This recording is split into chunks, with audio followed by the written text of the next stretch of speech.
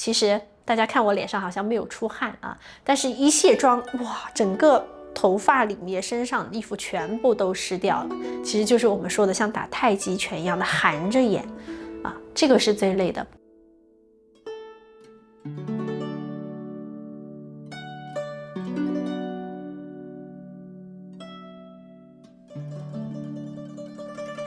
我叫单文，是昆曲演员，也是南京艺术学院的一名老师。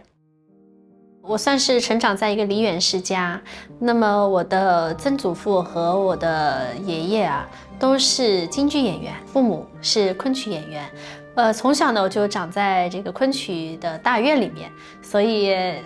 耳濡目染。就小的时候就是经常看到父母练功啊，然后就是生活啊，都在这个院子里面，还有演出，所以就觉得虽然不懂昆曲，但是觉得很有意思，舞台扮相也很美，然后所以从小我就知道什么是兰花指，但是还是没有很深入的去了解到底是什么是昆曲，直到我10岁那年正好有机会。考这个学校，因为学校要招生你才能考，他不招生就没有这个机会，所以正好，招生招这个年纪段的，我还算是最小的一个考进了江苏省戏剧学校学习昆曲。小的时候太小，根本不懂什么是昆曲，也不懂它的美在哪里，就觉得它的扮相很美。那昆曲确实扮相比较儒雅，那进到学校学习以后，发现它的唱腔很美。能懂得欣赏它的曲调了，那随着年纪增长以后呢，会发现它的词很美啊，3两个字当中就有一个典故，就觉得特别的美，又富含着我们中国古典的韵味在里面啊，所以昆曲就觉得你学到最后越学越美，就越会被带入进去。其实16岁的我对于我来说是一个很好的一个起点。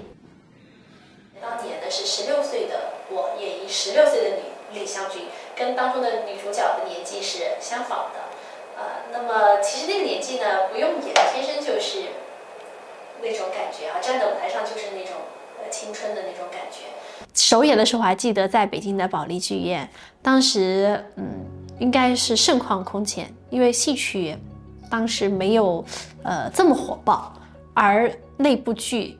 的影响就是非常的火爆，以前都是很平稳的，突然一下子就是很青春的这样的爆发了，也是有各大的媒体记者呀争相采访，当时会觉得，也没有很膨胀了，就是觉得哇，就我们是遇到了一个很好的一个时代，能够承载着我们这么古老的一个剧种，能让更多的年轻人能够喜欢它，而且走进剧场的全是年轻人哦。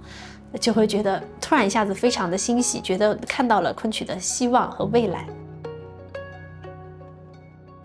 我们的昆曲呢，它就是口传心授这样的一个100年传承的艺术。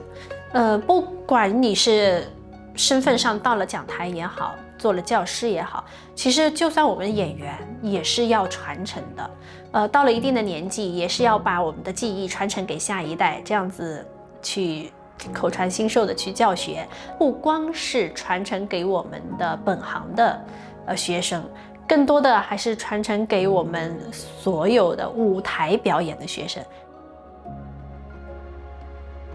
年轻的时候也是拒绝了一些很多电视的邀约，还是坚守了这个舞台。我更热爱的是舞台表演，因为舞台它那种一气呵成的感觉让演员会很兴奋，因为每一次演出都是未知啊，就包括今天的状态啊，那跟对手之间的这个状态和碰撞，它都会有不一样的火花产生。希望再有10年这样的坚守，就一直坚守这一方舞台，坚守着这样的传承。